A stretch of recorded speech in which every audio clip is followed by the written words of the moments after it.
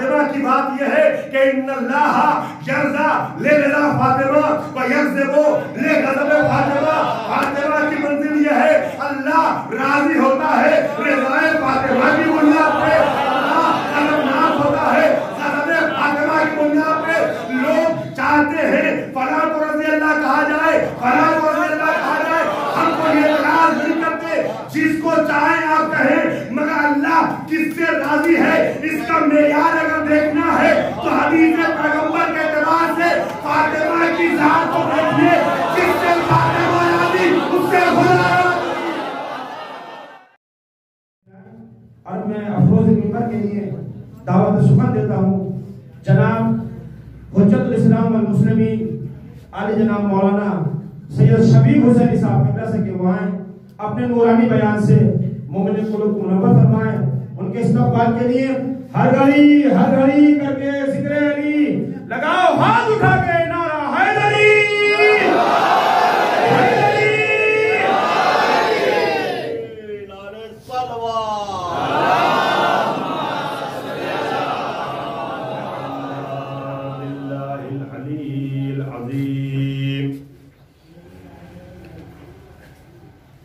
أعوذ بالله من الشيطان اللعين الرجيم.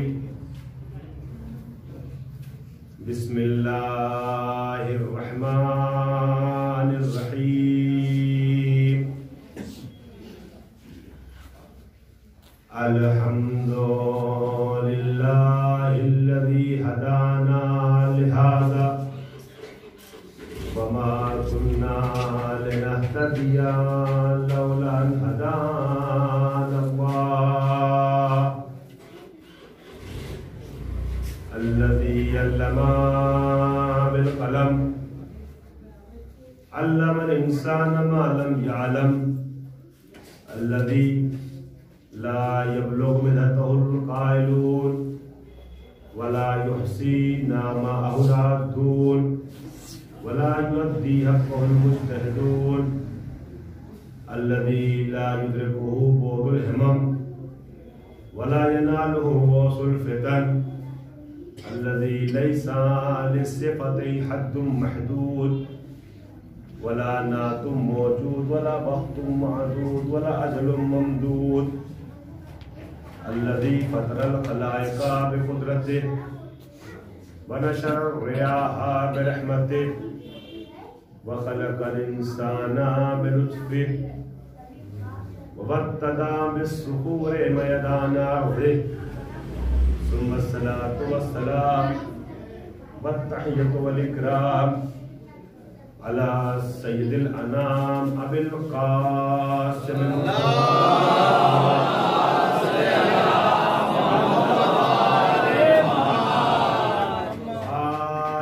الطيبين الطاهرين المعصومين المنتجبين المظلومين الغر الميامين سيما ابن عمه علي عليه السلام الذي نسبه علما للإسلام ورفعه لكسر الأصنام جازم آناق النواسب الليام ووازع علوم الأدب لحفظ الكلام واللعنة الدائمة الباقية على أعدائهم أجمعين من الآن إلى قيام يوم الدين. أما بعد فقد قال رسول الله صلى الله عليه وآله وسلم بسم الله الرحمن الرحيم إن الله يرضى لرضا فاطمة ويغضب لغضب فاطمة صلى الله عليه وسلم.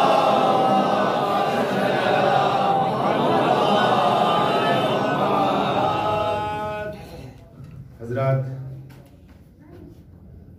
بہت عظیم مناسبت ہے جس کو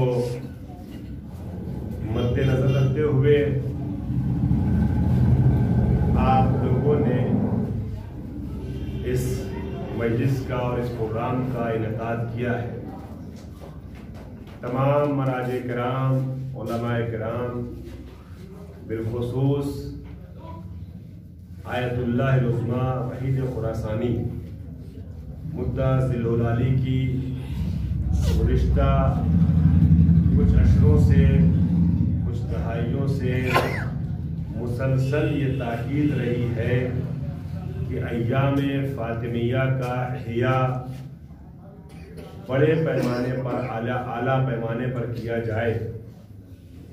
شہادت شہزادی کونین کی مناسبت سے زیادہ مجلسیں منعقد ہوں، پروگرام ہوں، سیمینار ہوں، جلسے اور جلوس ہوں. وہ کہتے ہیں ایام فاطمیہ میں اتنی نہیں، میں آگے آ جاؤں گا اپنے حساب سے.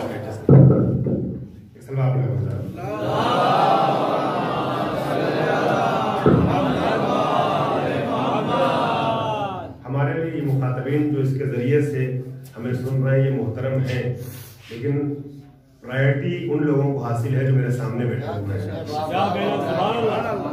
میں ان تک اپنی بات اپنے انداز میں پہنچانے میں کامیاب ہو جاؤں، یہ میرے لیے زیادہ بہتر ہے. محمد وآل محمد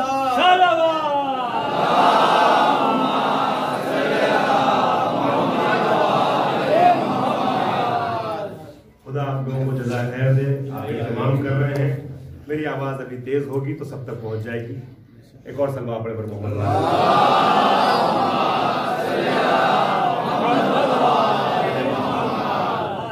عزیزان گرامی. مسائل میں تھوڑا سا اس کا ساؤنڈ آپ بڑھا دیجیے گا، ابھی نہیں، جب مسائل شروع ہوگا. ایک اور سلوہ پڑھیں احمد راج.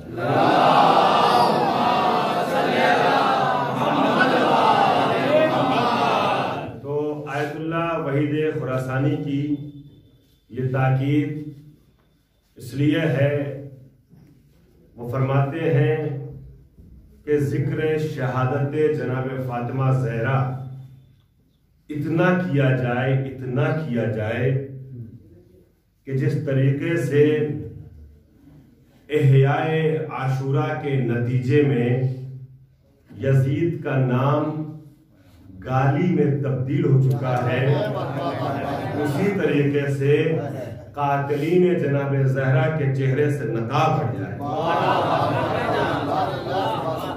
لہذا سبھی لوگ جہاں بھی جس طریقے سے بھی اس عظیم امر کے لیے محنت کر رہے ہیں، کوشاں ہیں، بالخصوص آپ کی اس بستی کی یہ نوجوان، یہ میرے چھوٹے بھائی، یہ برادران جو گزشتہ کچھ برسوں سے زیادہ انہماک سے اس پروگرام کو منعقد کر رہے ہیں، پروردگار عالم ان سب کو شہزادی کونین اور ان کے خانوادے کے صدقے میں صحت اور طول عمر عطا فرمایا. یہ لوگ جہاں بھی بالخصوص یہاں آج کے اور ادھر 3 دن 4 دن 5 دن کے پروگراموں میں جو بچے بھی جس طریقے سے لگے ہوئے ہیں، پروردگار ان کو اور ان کے گھر والوں کو ہر مصیبت سے محفوظ رکھے، ان کے رزق و روزی میں اضافہ فرمائے، عشق جناب فاطمہ زہرا کے جذبے میں اضافہ فرمائے، اور جو چھوٹے بچے ہیں ان کو آگے چل کر کے بہتر طریقے سے دولت علم سے مالا مال فرما دے، اور ان کی نوکری میں اور ان کی روزی روٹی میں کبھی کوئی کمی نہ آنے پائے. سلمہ پر محمد والے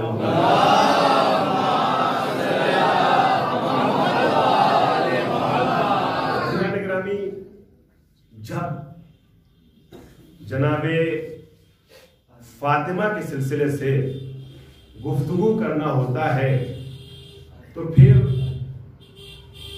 ذاکر کے لیے بڑا مسئلہ یہ ہوتا ہے کہ کہاں سے گفتگو کا آغاز کرے، کس آیت کو سرنامہ کلام بنائے، کس حدیث کو سرنامہ سخن بنائے. اس لیے کہ جب ہم قرآن پہ نظر ڈالتے ہیں اور قرآنی فضا میں داخل ہوتے ہیں تو ایسا محسوس ہوتا ہے جس پارے کو دیکھا جائے، جس سورے کو دیکھا جائے، جس صفحے کو دیکھا جائے، جس آیت کو دیکھا جائے، سب جناب فاطمہ زہرا کا قصیدہ ہے، چاہے تولا کی شکل میں چاہے تولہ کی شکل میں، ہے ذکر فاطمہ۔ عزیزان گرامی، کہیں فاطمہ اور ان کے گھر والوں کا قصیدہ ہے اور کہیں فاطمہ اور ان کے گھر والوں سے دشمنی کرنے والوں کے خلاف تبرہ ہے، بیزاری ہے، بیزاری کا اظہار ہے۔ عزیزان گرامی، پورا قرآن عظمت فاطمہ زہرا کو بیان کر رہا ہے۔ جب حدیث کی وادی میں داخل ہوتے ہیں، وارد ہوتے ہیں، تو پھر اتنی بڑی تعداد حدیثوں کے سامنے آتی ہے کہ اس کا احصاء ناممکن ہے، اس کا شمار کرنا ناممکن ہے۔ بے شمار حدیثیں ہیں جو شہزادی کونین کی عظمتوں کو بیان کر رہی ہیں، لیکن اگر میں اپنے حقیر مطالعے اور تحقیق کی بنیاد پر آیات میں سے کسی ایک آیت پر انگلی رکھوں کہ یہ آیت شہزادی کی عظمت کو بیان کرنے کے لیے سب سے عظیم آیت ہے، تو وہ آیت اخیر ہے۔ اور اگر حدیثوں میں سے کسی حدیث پر انگلی رکھنا چاہوں تو یہ کہہ سکتا ہوں کہ حدیث رضا اور غضب، یہ حدیث وہ ہے جو عظمت زہرا کو بیان کرنے کے لیے سب سے عظیم حدیث ہے۔ آیت اخیر کیوں ہے، اس کے بارے میں گفتگو کے دوسرے مرحلے میں عرض کروں گا۔ اسی حدیث اور اسی آیت کے ذیل میں کچھ مجھے گفتگو آپ کے حوالے کرنی ہے۔ جس طریقے سے آپ گفتگو سنیں گے اس طریقے سے میں گفتگو پیش کروں گا۔ عزیزان محترم، پہلے حدیث جسے میں نے عنوان سخن کے طور پہ آپ کے سامنے پیش کیا، نبی ارشاد فرماتے ہیں ان اللہ یرضا لرضا فاطمہ ویغضب لغضب فاطمہ، اللہ راضی ہوتا ہے رضائے فاطمہ کی بنیاد پر اور اللہ غضبناک ہوتا ہے غضب فاطمہ کی بنیاد پر۔ ایک صدا پڑھتا محمد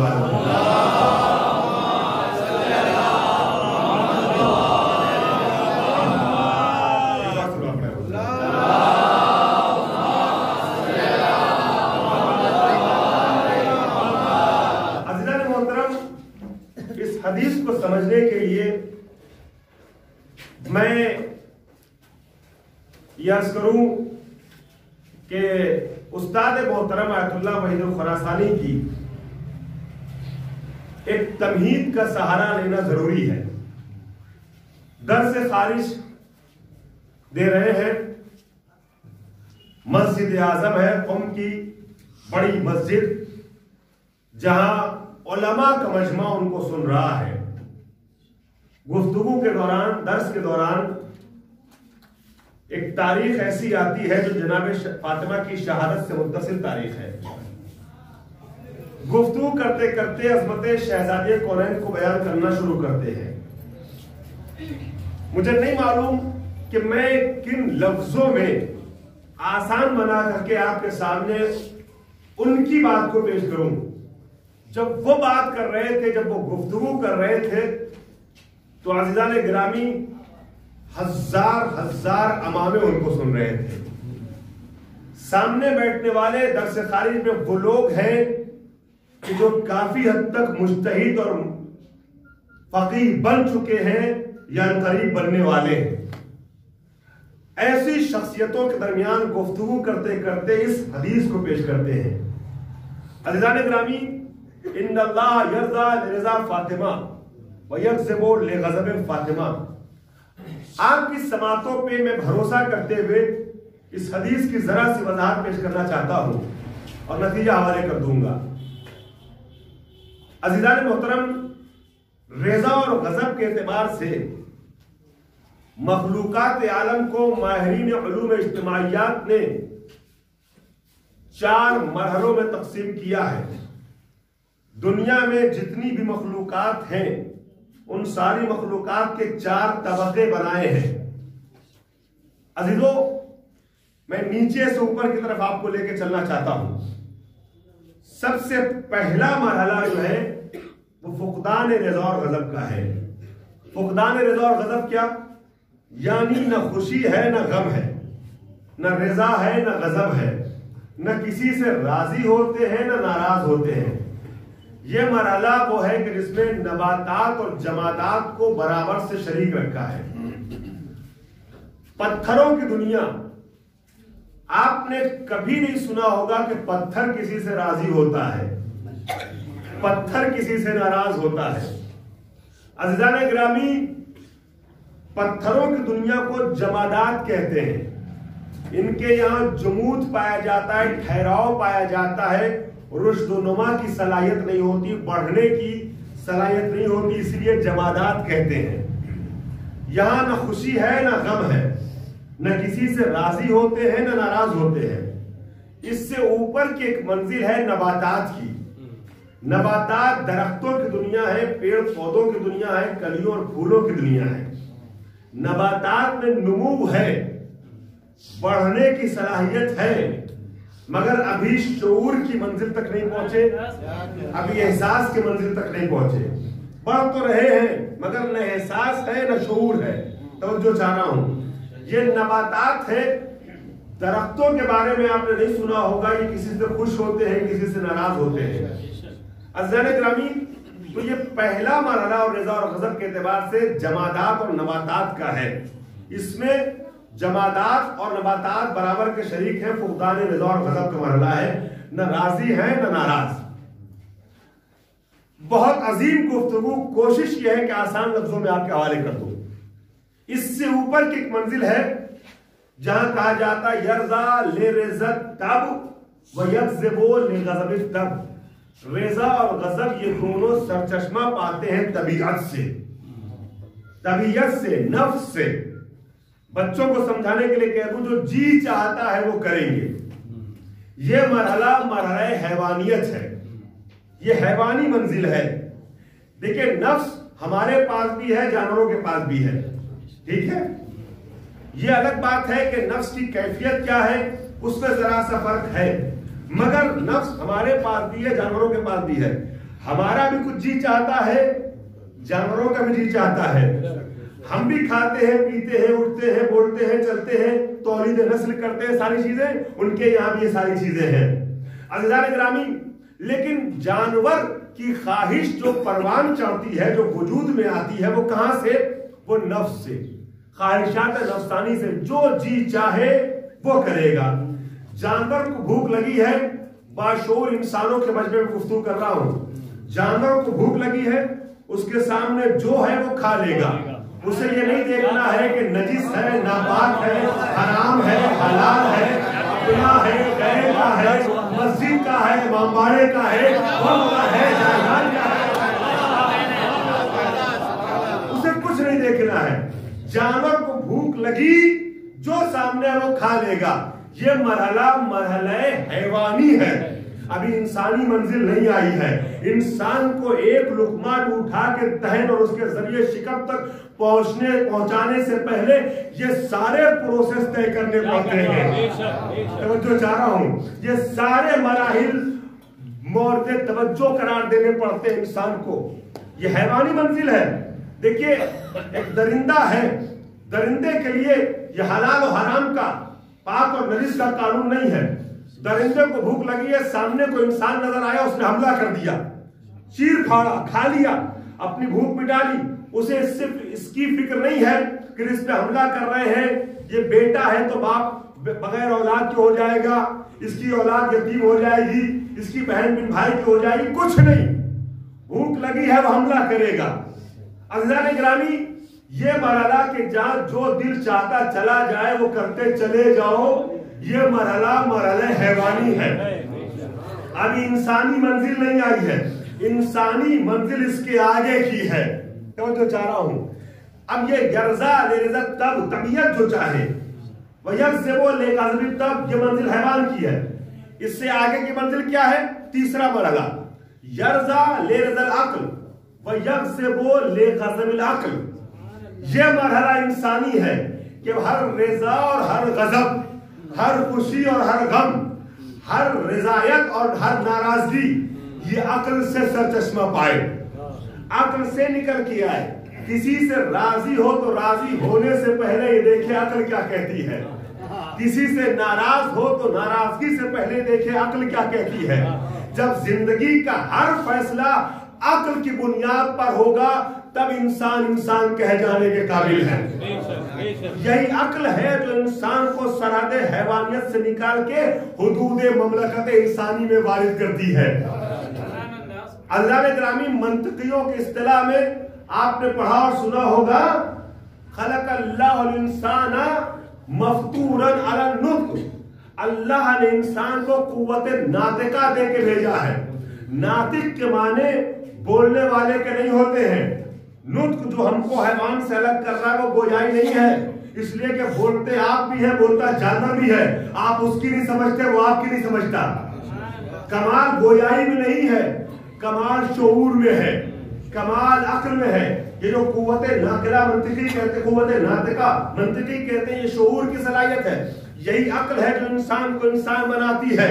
عزیزان گرامی، یہ انسان کو حیوانیت کی سرحد سے بلند کرتے ہوئے انسانی وادی میں لے کے آتی ہے، اور یہی عقل ہے جو انسان کو ممتاز بناتی ہے. اسی عقل کا استعمال اگر انسان کرتا ہے تو اشرف مخلوقات کہلاتا ہے. لقد خلقنا الانسان فی احسن تقویم. ہماری سب سے اچھی مخلوق یہ انسان ہے، اور اسی عقل کا استعمال نہیں کرتا ہے تو جانور سے بدتر کہلاتا ہے. اولئک کالانعام بل هم اضل. اس لیے کہ کسی کو کوئی نعمت نہ دی جائے، استعمال نہ کرے تو عیب نہیں ہے، نعمت ہوتے ہوئے استعمال نہ کرے تو یہ عیب ہے. جانور کو عقل نہیں دی گئی اور عقل کا استعمال نہ کرے تو عیب نہیں ہے. انسان کو عقل دی گئی اس کے بعد بدعقلی کرے تو یہ عیب ہے. جانور سے بدتر ہے. اب آئیے، یہی عقل ہے کہ جو انسان کو بلندی عطا کرتی ہے. عقل کا استعمال انسان اگر نہ کرے تو اپنے بھائی کو قتل تو کر دیتا ہے مگر اپنے عیب پہ پردہ پوشی کا ہنر نہیں جانتا. عقل کا استعمال کرتا ہے تو پھر قتل ہونے کے بعد بھی تاریخ کا پہلا شہید انسانیت کہلاتا ہے. اور جو ایک جملے میں پوری تاریخ سمٹی ہوئی ہے. عقل کا استعمال انسان نہیں کرتا تو پھر انا ربکم الاعلی کا دعویٰ تو کرتا ہے، مگر ایک معمولی سے جانور مچھر کے سامنے اتنا بے بس نظر آتا ہے کہ اپنے ہی غلاموں کی جوتیاں اپنے سر پر حکم دیتا ہے. اور اگر عقل کا استعمال کرتا ہے تو نار نمرودی کو گلزار بنانے کا سلیقہ لاتا ہے. عقل کا استعمال نہیں کرتا تو خدائی کا دعویٰ تو کرتا ہے مگر اپنے ہی ملک میں بہنے والی دریا نیل میں غرق ہو جاتا ہے. عقل کا استعمال کرتا ہے تو پانی پہ قدم رکھ کے راستہ بنانے کا سلیقہ لاتا ہے. پورا ماشاءاللہ بہت باشعور اور سمجھدار مجمع ہے. جملے کے آخر میں پورا مجمع میرے ساتھ آئے گا. عقل کا استعمال نہیں کرتا تھا، جو عقل کا استعمال نہیں کرتا تو اپنے غلام کے سینے پہ پتھر رکھوا کر کے اس کو اذیتیں دے کر بھی اپنی عظمتوں کا اعتراف نہیں کروا پاتا.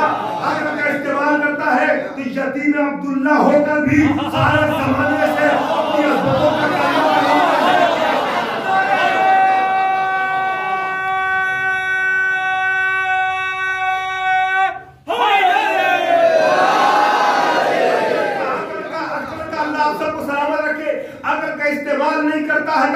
عقل کا استعمال نہیں کرتا ہے تو پھر تخت حکومت پہ بیٹھتا تو ہے مگر 70 مرتبہ لولا کی نعرے لگاتا ہے. عقل کا استعمال کرتا ہے تو بوریان نشین ہو کے بھی لوگوں کو شباب دے کہتا لبستر تو یقینہ کہتا ہے. لبستر تو یقینہ کہتا ہے. عقل کا استعمال نہیں کرتا ہے تو اپنے حریف کے سپاہیوں کو خرید تو لیتا ہے مگر سادے کاغذ پر دستخط کر کے شرط لکھنے بھیجنے میں مجبور ہوتا ہے. عقل کا استعمال کرتا ہے تو ساتھیوں کے بک جانے کے بعد بھی میدان سے فاتح مدائن بن کے باہر آتا ہے. عقل کا استعمال نہیں کرتا تو اپنے حریف کو قتل تو کر دیتا ہے، مگر صبح قیامت تک کے لیے یزید مردہ بال بنتا ہے، قتل کا استعمال کرتا ہے، تو قتل ہونے کے بعد بھی نوک نیزہ سے زندگی کا ثبوت دے کے ہمیشہ ہمیشہ کے لیے حسین زندہ باد۔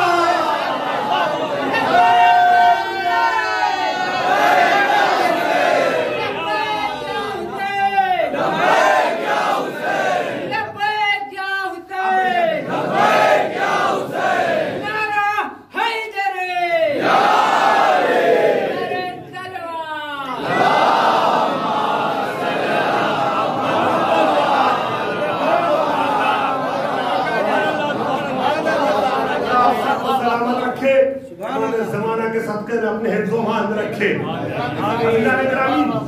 تمہیدی گفتگو جب استوار ہو گئی تو نتیجہ حوالے کر دوں۔ آپ نے دیکھا پہلا مرحلہ نیچے سے اوپر تک لے کے جا رہا ہوں، فقدان رضا اور غضب کا ہے، اس سے اوپر کی منزل حیوانوں کی ہے، طبیعت سے یرضا لرضا تب ویکذب لغضب تب، اس سے اوپر کی منزل انسانوں کی ہے کہ یرضا لرضا العقل ویکذب لغضب العقل۔ سب سے اعلیٰ اور عرفہ منزل، سب سے اونچی منزل جو ہے نا اعلیٰ مرحلہ، اس کے لیے کہا جاتا ہے کہ یرضا لرضا الرب ویکذب لغضب الرب۔ اب ہر رضا اور ہر غضب، رضا اور غضب معبود سے سرچشمہ پائے۔ اب اگر راضی ہو تو راضی ہونے سے پہلے یہ دیکھے کہ مرضی معبود کیا ہے، اگر غضبناک ہو تو غضبناک ہونے سے پہلے یہ دیکھے کہ مرضی معبود کیا ہے۔ اب اپنا غضب نہیں رہتا، خوشی ہو تو اللہ کی خوشی سے سرچشمہ پائے، ناراضگی ہو تو اللہ کی ناراضگی سے نکل کے آئے۔ توجہ چاہتا ہوں، جب اپنی رضا اور اپنا غضب نہیں رہتا، جو کچھ ہے وہ مرضی معبود ہے، توجہ چاہ رہا ہوں، تب یہ منزل ہوگی۔ اچھا یہ مرحلہ کیا ہے؟ یہ مرحلہ عصمت خاتمیت پیغمبر اکرم ہے۔ اس مرحلے پہ ہر نبی اور ہر ولی بھی ہمارے نبی کے برابر نہیں ہے۔ اگر ایسا نہ ہوتا تو جناب یونس کو بطن ماہی میں بھیجا نہ جاتا۔ یونس علیہ السلام سے یہی تو کہا گیا، تم نے اپنی مرضی سے فیصلہ کیوں کر لیا، جاؤ شکم ماہی میں، اور جب استغفار کیا ہے تب باہر نکالے گئے۔ تو جو ہے نا، اگر ایسا نہ ہوتا تو جناب نوح سے کیوں کہا جاتا، نوح تم نے کیسے کہہ دیا یہ میرا بیٹا ہے؟ ارے تو میرا نہیں وہ تیرا کیسے؟ یہاں کو لے کے آؤں گا تو پتہ یہ چلا کہ اب اپنی مرضی نہیں ہوتی ہے، جو کچھ ہے رضا اور غضب معبود ہے۔ جب اس مرحلے پہ انسان ہوتا ہے نا علی والو مولائیو، تب یہ منزل دیکھنے میں ملتی ہے، دیکھنے میں آتی ہے کہ دشمن کے سینے پہ سوار ہے، دشمن نے لوہا میں دہن پھینکا، سینے سے اتر گیا، پوچھا علی کیوں اتر گئے؟ کہا میں مرضی معبود کے لیے جہاد کر رہا تھا، جب اس نے بے ادبی کی تو میرا غصہ شامل ہو گیا، میں مرضی معبود میں اپنی مرضی کو حائل نہیں ہونا چاہتا،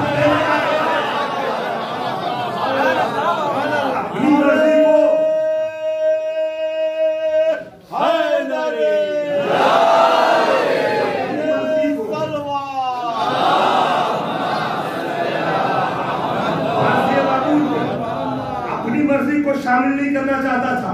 ہماری مرضی ہے ہی نہیں، جو کچھ ہے وہ مرضی معبود ہے۔ آپ نے دیکھا علی کیوں اترے نا؟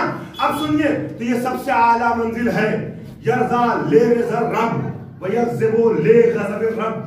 کیا اس سے آگے کی منزل مولانا کوئی سوچ سکتا تھا؟ نہیں سوچ سکتا تھا نا۔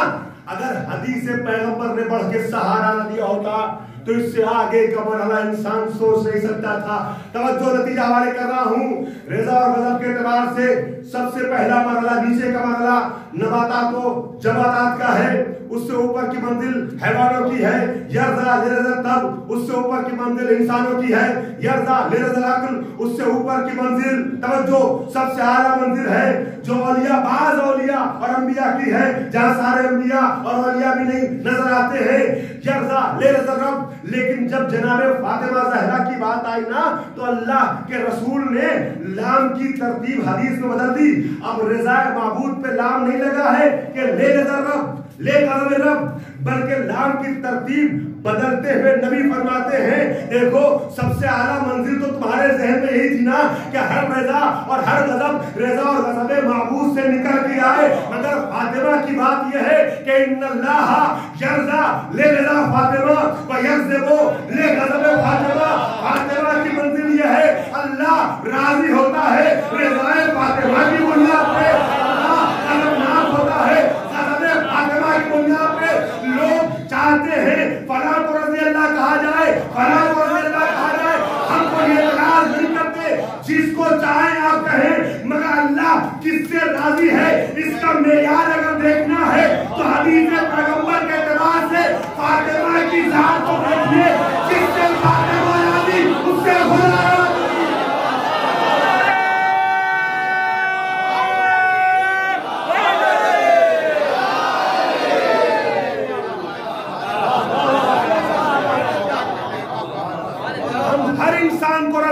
کہیں گے اور آپ بھی کہیے، ہم سب مل کے ایک ساتھ کہیں گے رضی اللہ، مگر اس کو کہیں گے جس سے فاطمہ راضی ہے۔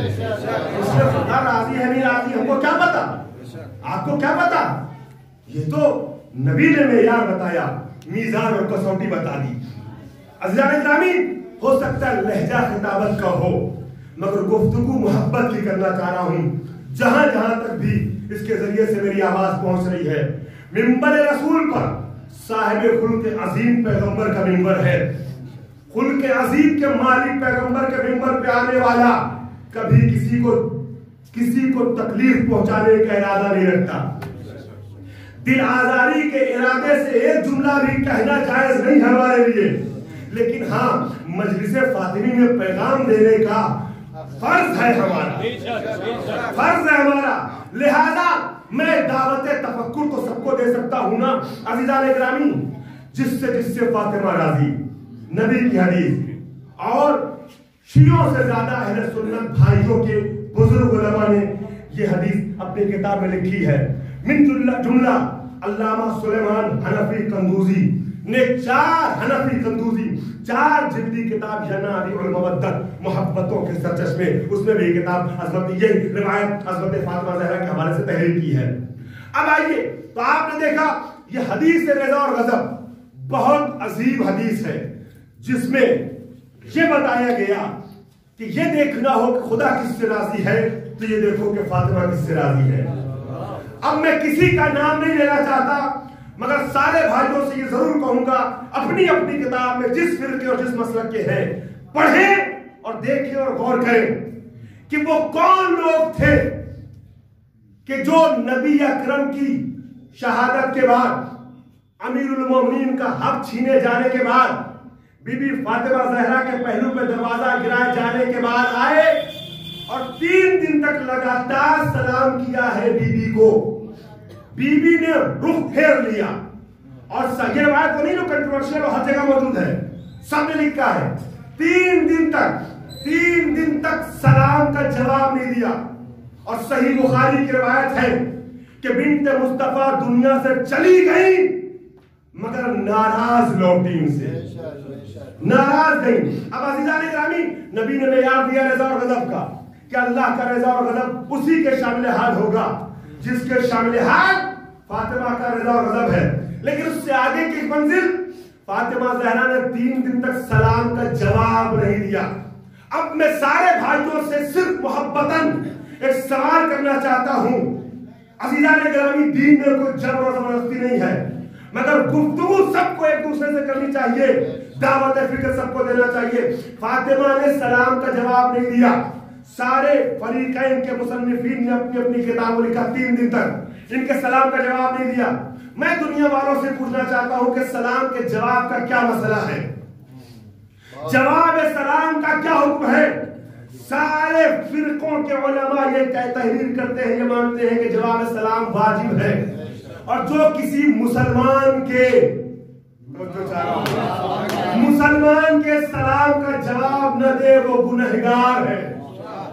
اب آپ نے ایک طرف یہ مانا کہ جو مسلمان کے سلام کا جواب نہ دے وہ گنہگار، دوسری جانب اپنی کتاب میں تحریر کیا کہ بی بی نے ان کے سلام کا جواب نہیں دیا تو اب دو ہی صورت ہے، یا تو جرأت ہو تو یہ بولیے کہ بنت مصطفیٰ مسئلہ نہیں جانتی تھی، اور اگر نہیں کہہ سکتے تو ماننا پڑے گا، رہبر ماننا تو دور کی بات، نبی کی بیٹی ان کو مسلمان نہیں مانتا۔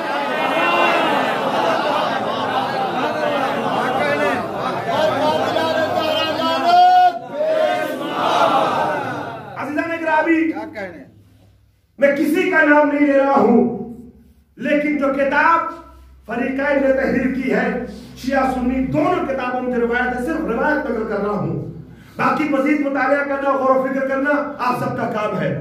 تو یہ رضا اور غضب کی منزل ہے۔ اب آیت تطہیر پہ آ جائیے۔ جس ماحول مجلس چل رہی تھی اسی ماحول میں واپس آ جاؤں، 2-4 منٹ کے بعد تمہید اور لوں آیت کے لیے۔ میں نے عرض کیا کہ آیت تطہیر سب سے عظیم آیت ہے عظمت شہزادی کونین کو سمجھانے کے لیے۔ کیوں؟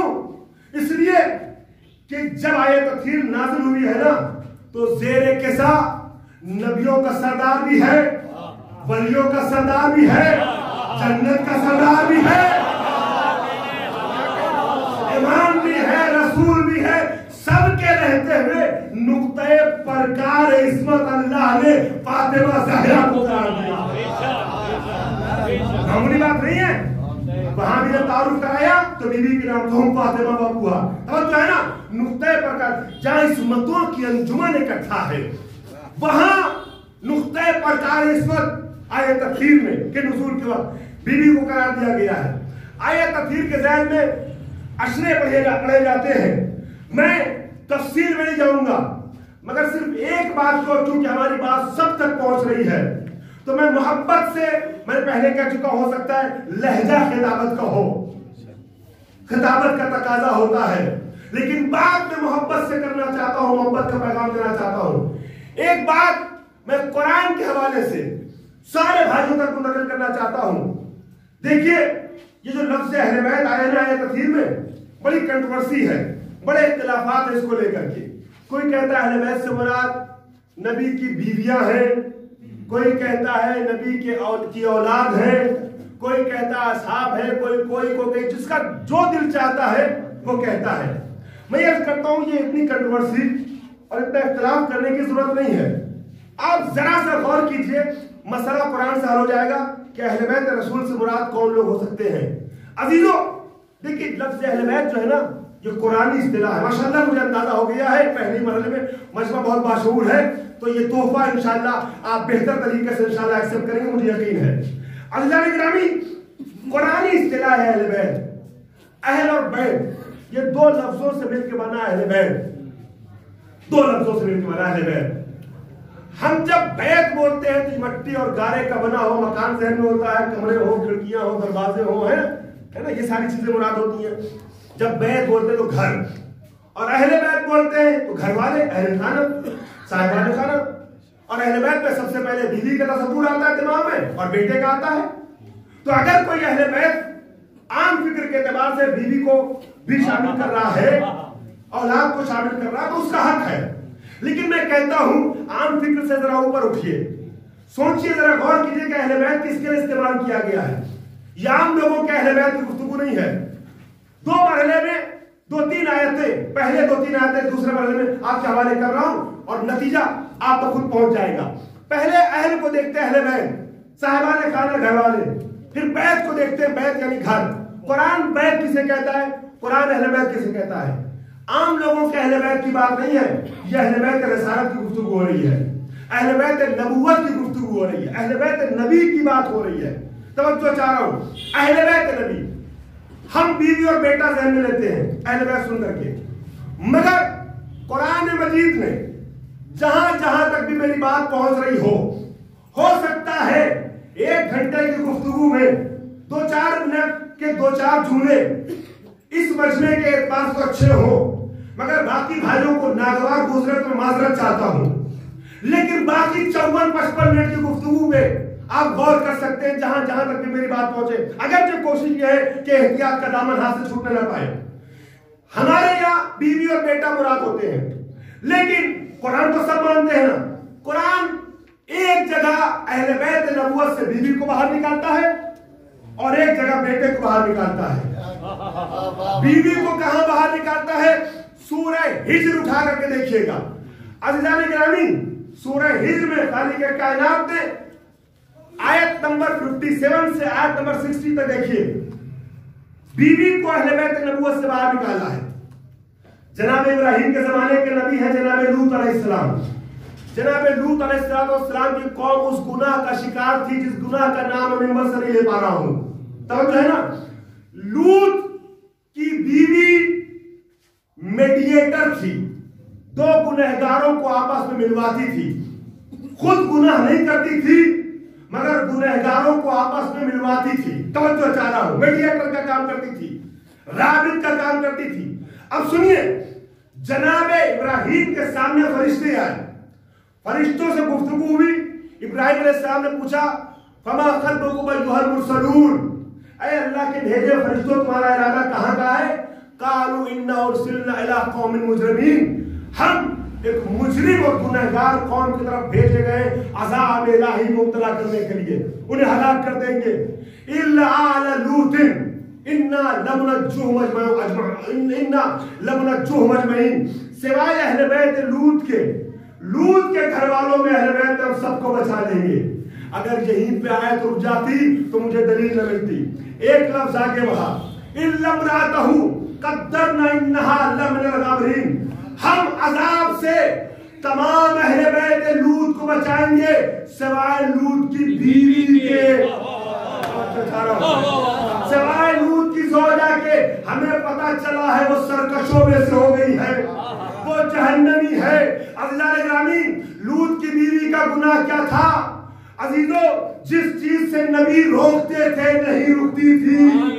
तो कुरानी मिजाज समझ में आया, चाहे नबी की बीवी भी क्यों ना हो, नबी का कहना न माने तो जहन्नमी होती है ना? ज़ौजा नूह की बात हुई है कुरान में, मैं जो कह रहा हूं उसका जिम्मेदार हूं, तवज्जो चाह रहा हूं। ज़ौजा नूह के लिए क्या कहा कि ये लानती है, ये जहन्नमी है, अज़ाब मुब्तला कर दिया, अहलियत से बाहर निकाल दिया। आइए बेटे के लिए बहुत पुरकैफ वादी में आपको लेके आया हूं। तारीख इंसानियत का बड़ा अजीम तूफान आया, उस तूफान में पूरी दुनिया गर्क होने लगी। सिर्फ वो 80 अफराद बाकी थे जो कश्ती नूह में सवार हो गए थे और बाकी सब हलाक हो गए, सब खत्म हो गए। कश्ती की मुखालफत करते हुए जनाब नूह का बेटा पहाड़ की बुलंदी पर चला गया। जनाब नूह ने आवाज दी, सूरह हूद उठा के देखिएगा, सूरह हूद आयत नंबर 41 से आयत नंबर 46 तक सूरह हूद में है। जनाब नूह ने आवाज दी, या बुनय्या इरकब मअना वला तकुन मअल काफिरीन। मेरे भाइयों, अगर आप इशारों से मेरे साथ चलते रहे तो मुझे वजाहत के दरवाजे पे दस्तक नहीं देनी होगी। समझो, जनाब नूह ने कहा अपने बेटे को पहाड़ पे जाते हुए लेके, नबी बुला रहे आजा, वो नबी को छोड़ के पहाड़ पे जा रहा है। नबी ने आवाज दी, ऐ मेरे बेटे हमारे साथ सवार हो जा और काफिरों के साथ रह जा, वला तकुन मअल कौमिल काफिरीन। अज़ीज़ान गिरामी, हम मुनाफिक कहते हैं तो कुछ लोगों को बुरा लगता है। कुरान ने मेयार दिया, जो नबी को छोड़ के पहाड़ में जाए वो काफिर होता है। वला तकुन मअल कौमिल काफिरीन, काफिरों के साथ जा, हमारे साथ सवार हो जा। बेटे ने क्या कहा, सावी इला जबलिन यासमुनी मिनल मा, बाबा मैं पहाड़ की पनाह में आ गया हूं, ये मुझे हलाकत से बचा लेगा।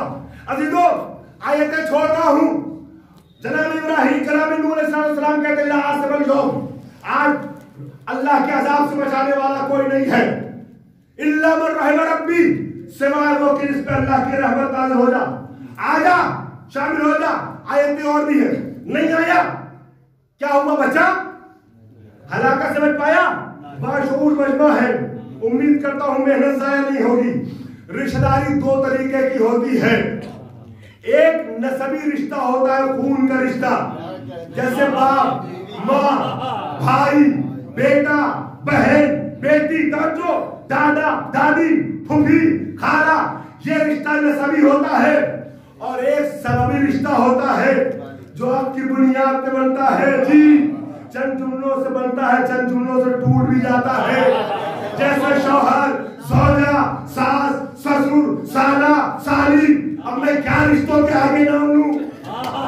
है ना, ये रिश्ता चंद जुमलों से बनता भी है, चंद जुमलों से टूट भी जाता है। देखिए, बेटा नसबी रिश्तेदार होता है। अरे नबी की मुखालफत करने पर पहाड़ पे जाने जाते हुए जब नसबी रिश्तेदार को हलाकत के रिश्तेदारी न बता दी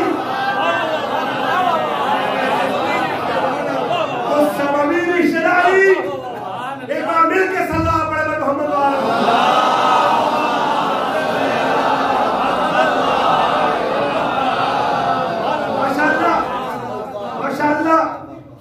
मैटर की तमीज को आपने बड़ी तवज्जो से समाप्त फरमाया है, मजलिस के अंदाज में समाप्त फरमाया है।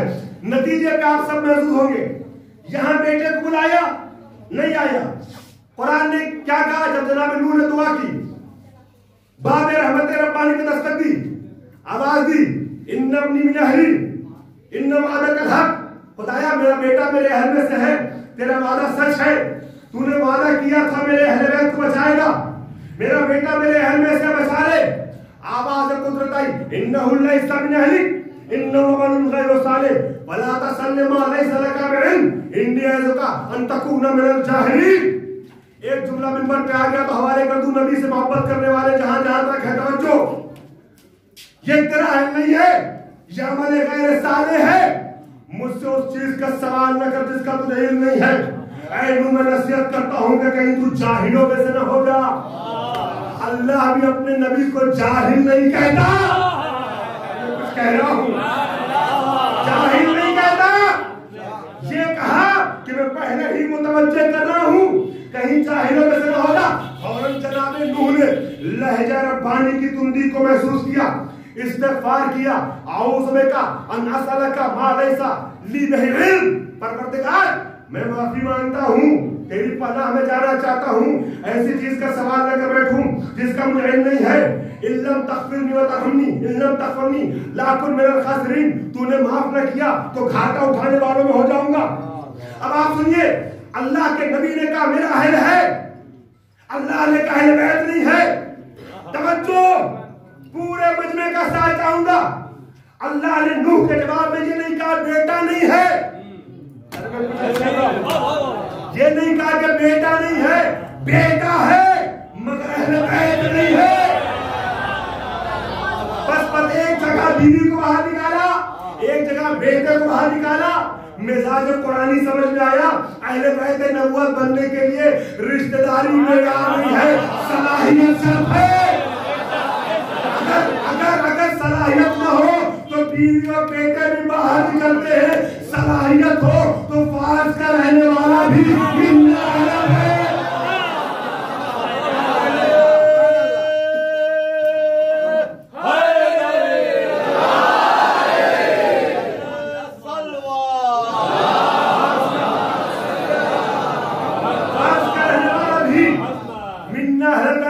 बनता है। बहुत दूर से आपने दावत सुखन दी है तो 10 मिनट मुझे और दीजिएगा, और जैसे शुरू में सुना वैसे ही आखिर के 10 मिनट और सुनिएगा तो इंशाअल्लाह मसाइब का भी हक अदा हो जाएगा। एक बार मिलकर सल्लल्लाहु अलैहि मोहम्मद वाले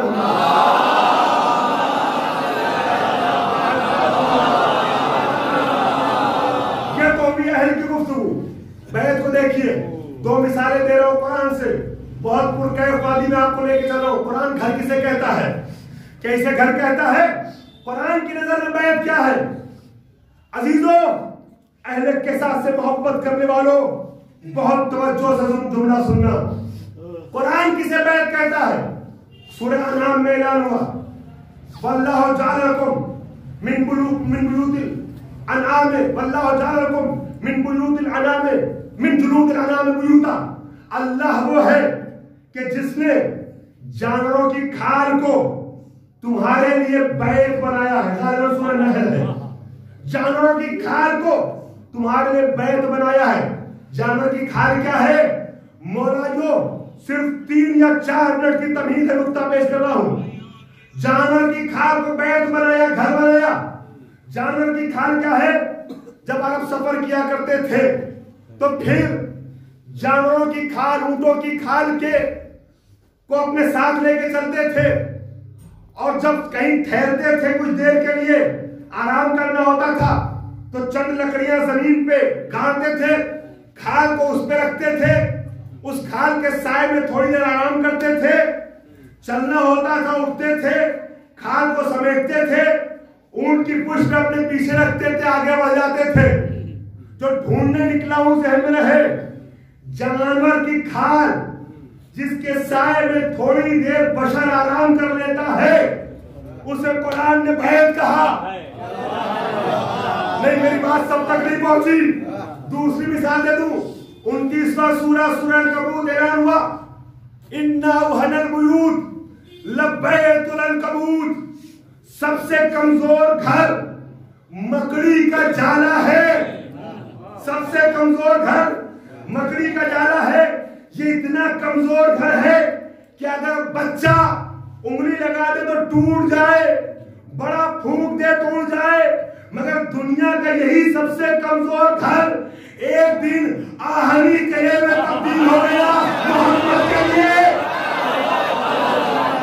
बस पता ये चला कि अल्लाह की मायत में हो तो मकड़ी का जाला भी मजबूत किलों से ज्यादा मोहकम है, अल्लाह के बगैर हो तो मजबूत किले भी मकड़ी के जाले से कमजोर है। यही जुमला आधा पढ़ूंगा, आधा आप आगे का समझिएगा। अज़ादारो, फर्श आज़ा पे आने वाला मजमा जुमला पूरा खुद कर लेगा। यही सबसे कमजोर घर आहनी किला, आहनी सिपर और दीवार में तब्दील हो गया मोहम्मद के लिए। ऐसी मजबूत दीवार में तब्दील हो गया कि अब न तो बाहर के काफिर की बीनाई अंदर आ सकी, न अंदर के मुसाफिर की कोई आएगा।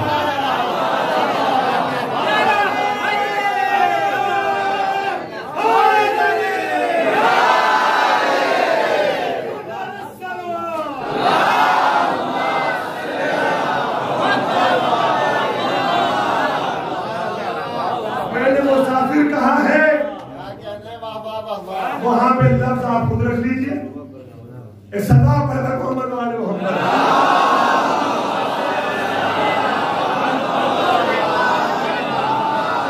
अज़ीज़ान गिरामी, तो आपने देखा मेरा मजमा फिर से मेरे साथ आ गया।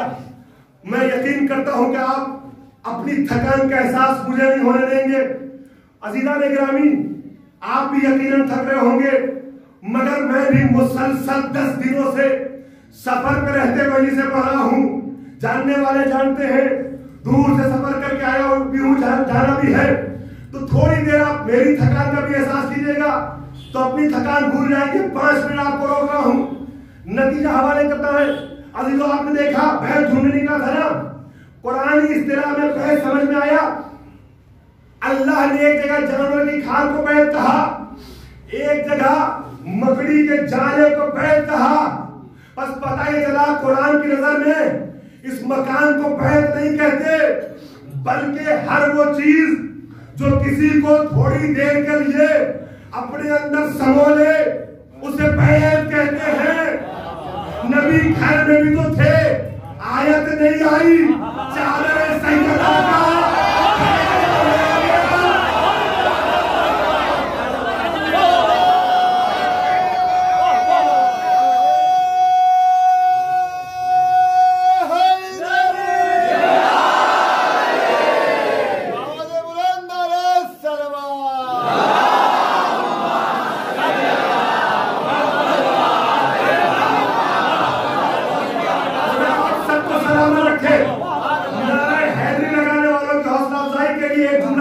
का कहना चाहता हूं और उसको नज्म के जरिए ताईद में लाना चाहता हूं। अल्लाह गिरामी, ये नारा हम जो लगाते हैं ना, अल्लाह का नाम लेने से पहले लगाते हैं। और क्यों लगाते हैं? मिंबर रसूल में बैठ के लिबास रसूल के साथ गुलवा में जुमला नहीं कह सकता। दलील दे रहा हूं क्यों, सुनिए। सोज़े दिल क्यों?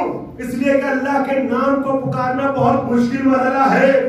उसकी बारगाह में अली जैसा इंसान भी जाता था तो कांपता था, और हर मुश्किल के हल के लिए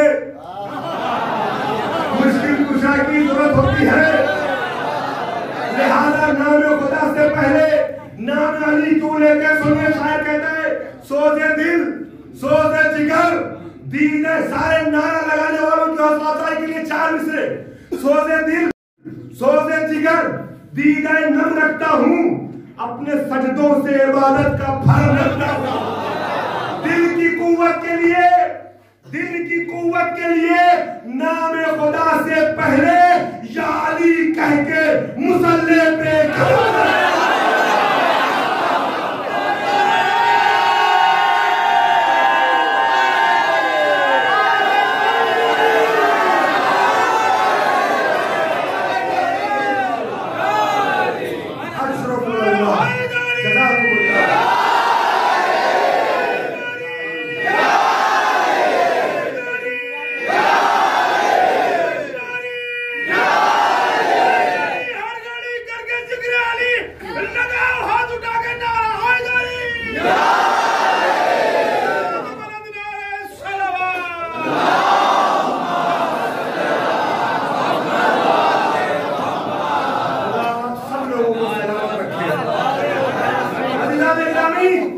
नतीजा हवाले कर दिया, मुकम्मल कर दूं उसको। चादर सैयदा का बैत बनाया गया। तब आए तफसीर का तर्जुमा ये नहीं होगा कि नबी के घर वालों, बल्कि तर्जुमा ये होगा है चादर सैयदा वालों। अरे चादर सैयदा वालों, खुदा आपको पाक रखना चाहता है।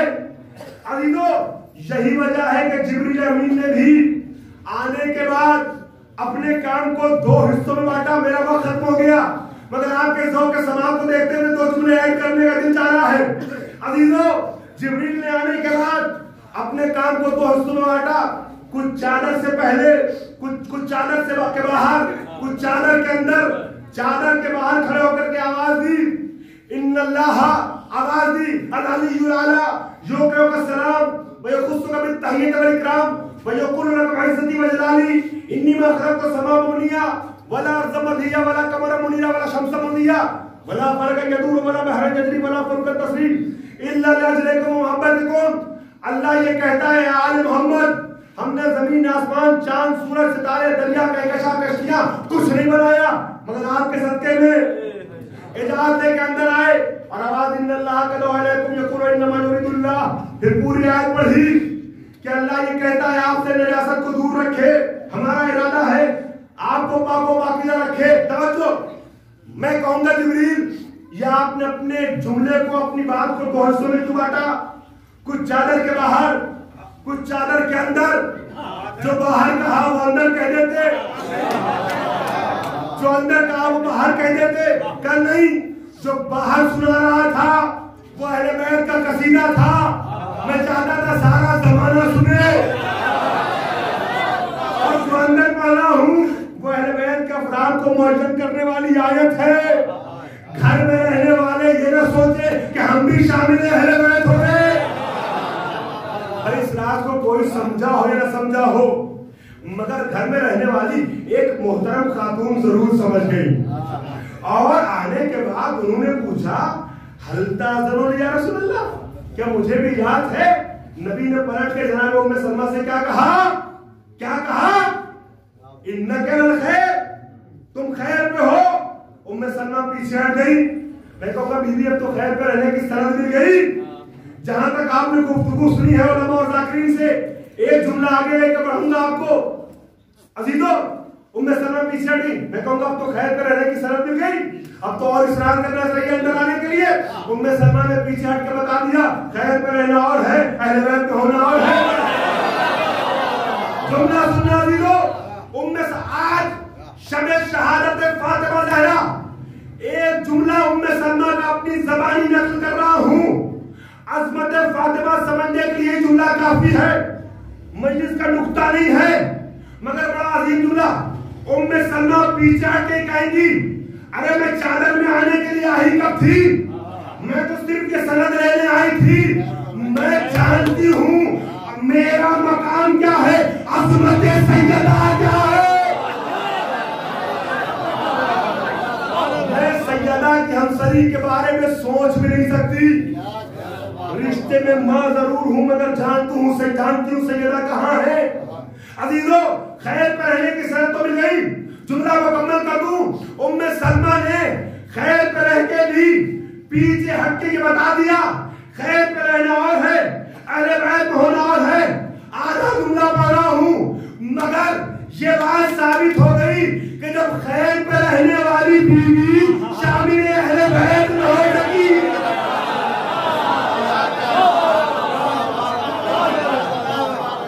میں کیا کروں کس طرح کرتے ہیں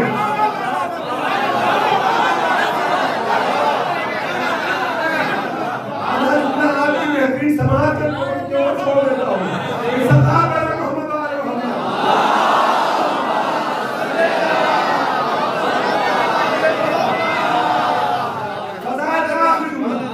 آخری جملہ لوگ کہتے ہیں گھر والے مراد ہے. اچھا اگر گھر والے مراد ہے تو کس کے گھر والے؟ نبی کے گھر والے. حدیث کے ساتھ پڑھتے ہیں نا. ہمارے یہاں بھی کثرت سے روایت ہے اور بھائیوں کے یہاں ہمارے مسند احمد بن حنبل اور صحیح مسلم میں 2 کتابوں میں روایت موجود ہے. اصل ہمارے تفسیر تو ان کے اختصار سے مگر ہے.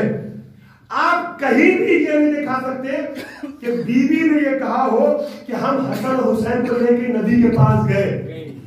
کیا ہے نا؟ بی بی کہتی ہے ایک روز بابا جان آئے مجھ سے چادر مانگی میں نے اپنی چادر اڑائی. عزیزو اب اگر گھر بھی مراد ہے تو فاطمہ کا گھر آیت فاطمہ کے گھر میں آئی ہے نبی کے گھر میں نہیں. اور اللہ نے گرامی یہ گھر وہ ہے جس گھر کا دروازہ بہت محترم ہے. میں اس کے ایک جملہ پیش کر رہا ہوں آخری جملہ فضائل کا. 2 موقع ایسے آئے ہیں کہ جب اللہ کے گھر میں یا تو کسی کے لیے در کھلا ہے یا کسی کے گھر کا در کھلا رہا ہے. تاریخ آپ کے سامنے ہے. دونوں موقع مخصوص علی کی ذات سے ہے. فضائل کا آخری جملہ پیش کر رہا ہوں. جیسے ابھی تک گفتگو سنی اسی کو معراج پہ لے جانا میرے بھائیوں. 2 موقع دونوں علی سے مخصوص ہیں. یا ولادت کے وقت یا اس وقت کہ جب آیت آ گئی سب کے دروازے بند کر دیے جائے.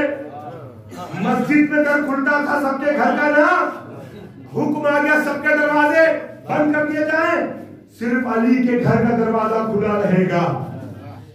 عزیزان محترم مسجد نبوی کا جو نقشہ آج ہے نا وہی پہلے بھی تھا.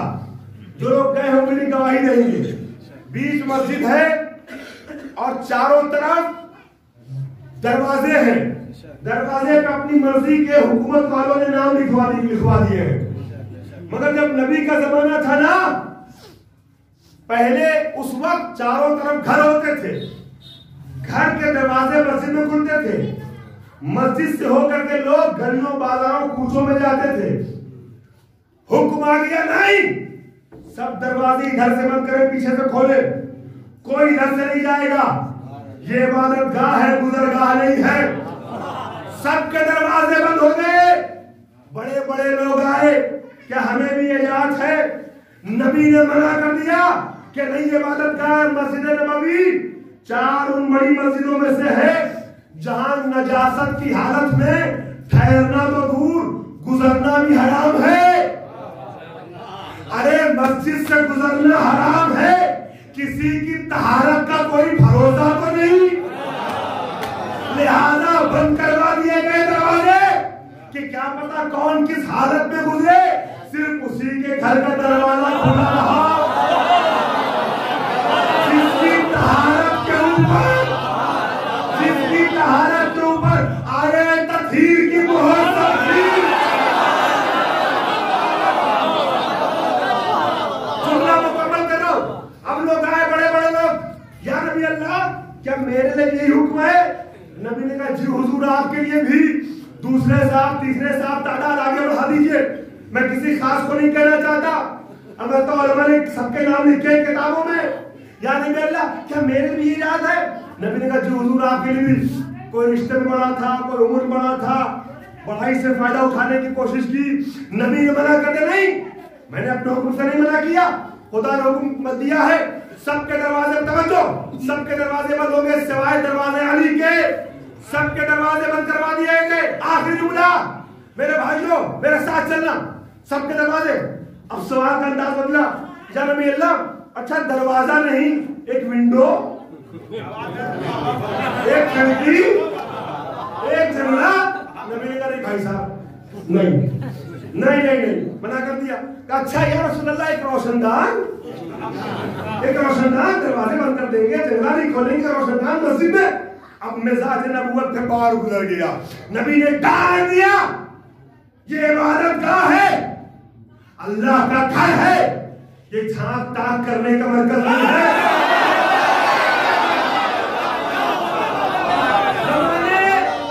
زمانے جاہلیت کی عادتیں چھوڑو. یہ عبادت ہے، ایک سراغ بھی نہیں. بہت بیدار سماج کے حوالے آخری جملہ کر رہا ہوں، ایک سراغ بھی نہیں. محبت میں بھائیوں کو مشورہ دینا چاہتا ہوں کہ آپ سب جنت میں جانے کے تمنا ہے نا، جنت میں جانے کی تمنا شوق سے دل میں رکھیے، مگر ذرا سوچئے تو صحیح. نبی نے فرمایا ہے نا کہ جنت میں بھی ایک دروازہ ہے. جنت میں جانے کی آرزو سے پہلے یہ سوچئے کہ دنیا میں کس کے پیچھے چل رہے ہیں. ارے جو اپنے لیے مسجد میں در نہ کھلوا سکے،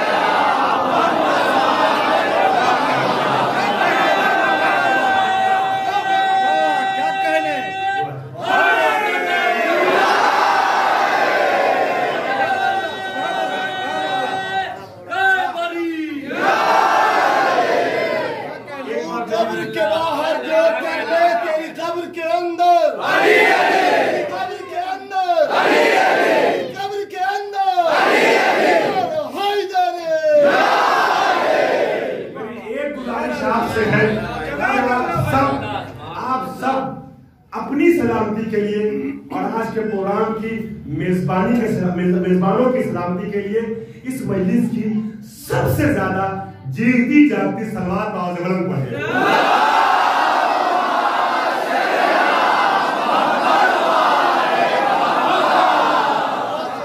خدا آپ سب کو سلامت رکھے، ہمیں اور آپ کو عاشقین زہرا اور خانوادہ زہرا میں قرار دے. بڑا معتبر دروازہ تھا. آیت تطہیر کے نازل ہونے کے بعد 6 مہینے تک لگاتار نبی اکرم اس دروازے پہ آتے تھے اور آنے کے بعد یہ کہہ کے سلام کرتے تھے، السلام علیکم یا اہل بیت النبوہ و معادنا الرسالہ. کیوں؟ تاکہ دنیا اس دروازے کی اہمیت کو سمجھے. مگر کیا ہوا؟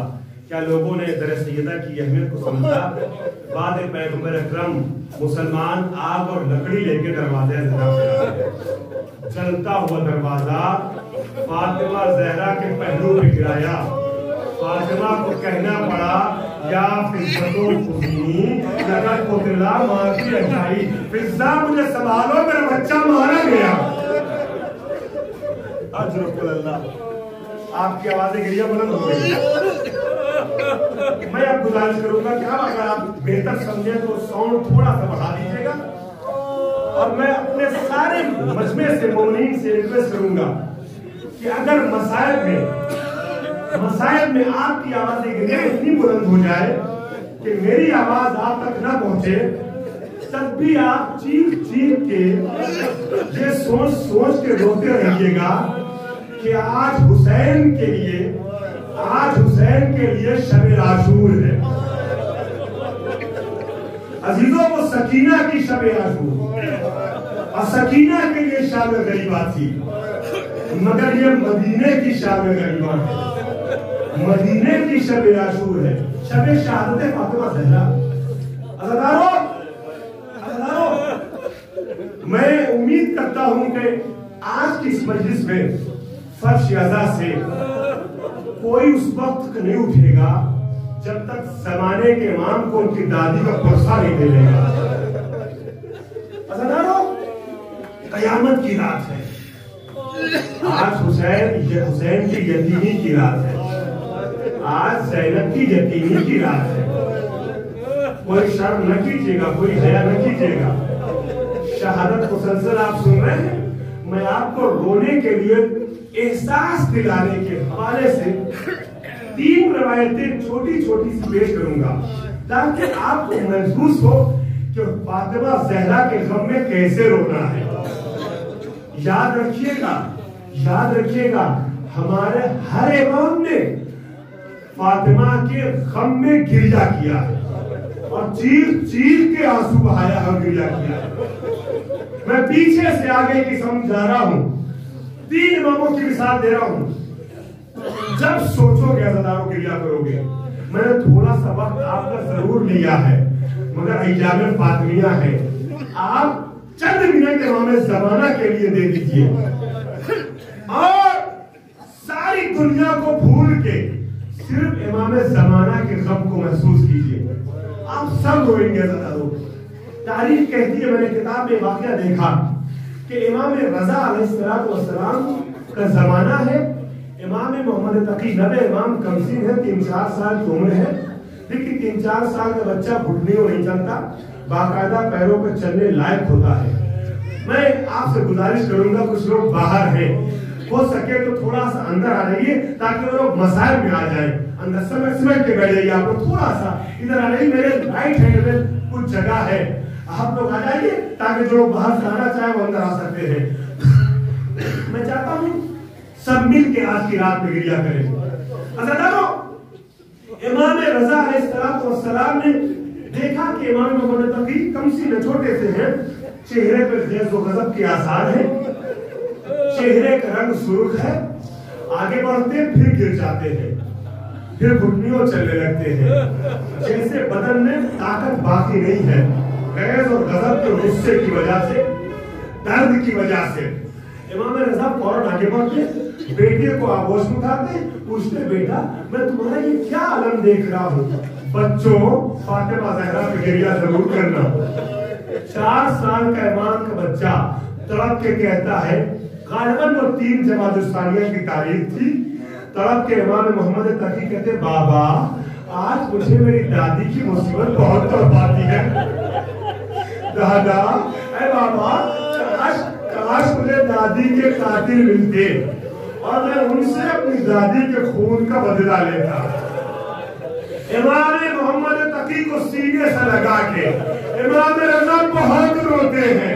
बाप और बेटे बहुत क्रिया करते हैं और उसके बाद इमाम रज़ा तसल्ली देते हुए कहते, सब्रन सब्रा, बेटा सब्र करो, तुम्हारी नस्ल से 3रा फर्जंद आएगा।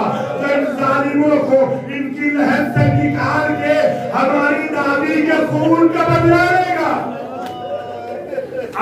अल्लाह, आपकी आवाज़ें गिरिया बुलंद हो गई। अज़ादारों, मगर अभी वैसे नहीं जैसे फज़ाइल आपने सुना है, जैसे मजलिस का हक है वैसे नहीं। सब क्रिया करेंगे। थोड़ा पीछे चलिए। अज़ीज़ान गिरामी, 6ठे इमाम का जमाना है। महसूस करोगे अज़ादारों तो अपनी सारी तकलीफें भूल करके फातिमा की तकलीफ का एहसास करोगे, आंसू बहाओगे। अज़ादारों, 6ठे इमाम के जमाने में मनाक़िब अहले बैत में अल्लामा नशवी ने ये रवायत लिखी, मैंने अपनी आंख से पढ़ा। 6ठे इमाम के जमाने में एक मुअज़्ज़मा लाई जाती है, ज़ईफ़ा लाई जाती है, सर पे गुर्ज़ का निशान है, ज़ख्म है, बेहोश है। जब गश से पाका हुआ तो इमाम पूछते, बीबी तू कौन है और तेरे सर पे ये गुर्ज़ क्यों मारा गया, ये नेज़ा क्यों मारा गया। तो बीबी कहती है, ऐ आका, मैं आपकी चाहने वाली हूँ और मेरे सर पे बादशाह के कारंदों ने ये गुर्ज़ इसलिए मारा कि जब मैं सड़क के किनारे से गुजर रही थी, मेरा पाँव फिसला, पाँव स्लिप किया, मैं जमीन पे गिरी। जैसे ही मैं जमीन पे गिरी ना, मुझे मैंने आपकी दादी के कातिलों पे लानत भेजी।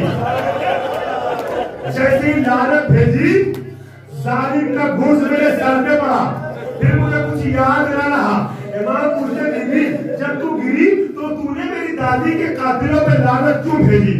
सुनोगे जरा, माँ और बहनों जिगर पे हाथ रख के जुमला सुनना, मेरी आवाज सुन रही हो तो। बीवी कहती है, ऐ मौला जब मैं गिरी ना तो मेरी पसलियों में शदीद दर्द उठा।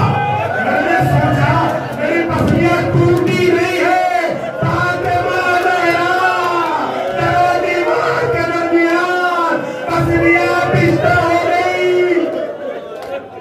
अजरक अल्लाह अज़नारो, तुम्हें फातिमा ज़हरा का वास्ता, अपने गिरने के सिलसिले को रोकना नहीं, आवाज़ गिरिया जारी रहे। सब तुमने जन्नतुल वकी में आते हैं, फातिमा की लहर पे खुद को गिरा के बेतहाशा गिरिया करते हैं।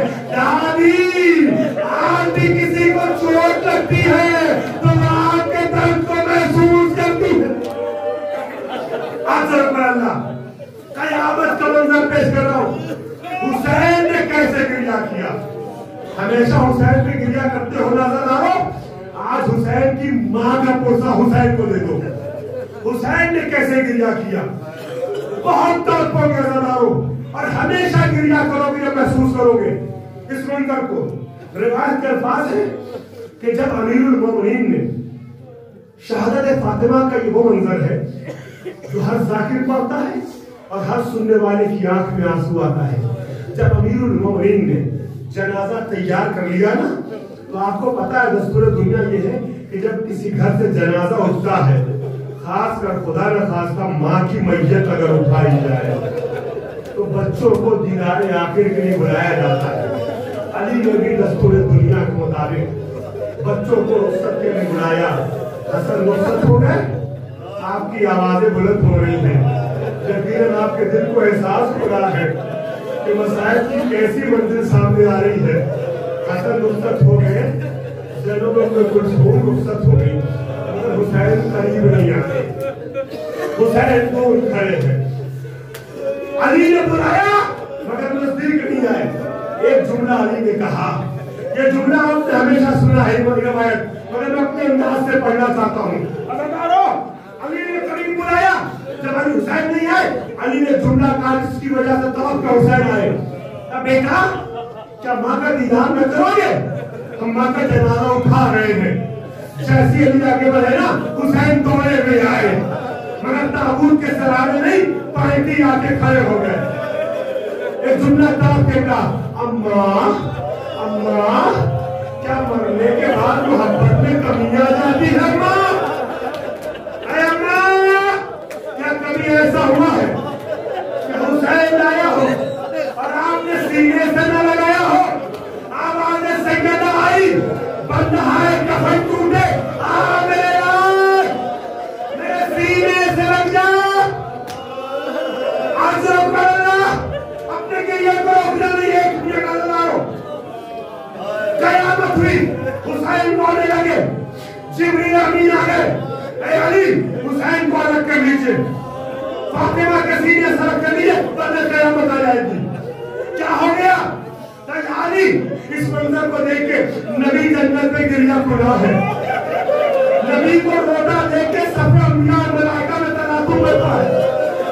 अली आगे बढ़े, जाना हिलाया, बेटा माँ के सीने से अलग हो जा।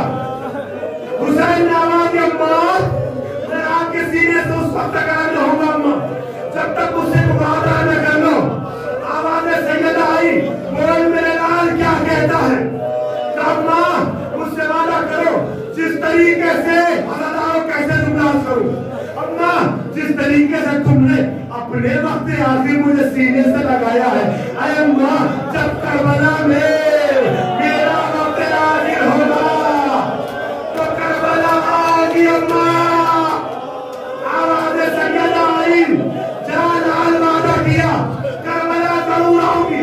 इस वाक़े को 50 साल गुजरे, जाकिर पढ़ते हैं, हुसैन कुछ जफरत में डगमगा रहे हैं, डगमगाते नहीं है, कभी दाहिनी जानिब, कभी बाएं जानिब, कभी आगे, कभी पीछे। ऐसा लगता है जैसे कुछ तलाश कर रहे हैं। जब कुछ नजर न आया, सुबह अस्पा के पास से आवाज़ें सैयदा आई, ऐ मेरा किधर देखता है तेरी माँ फातिमा।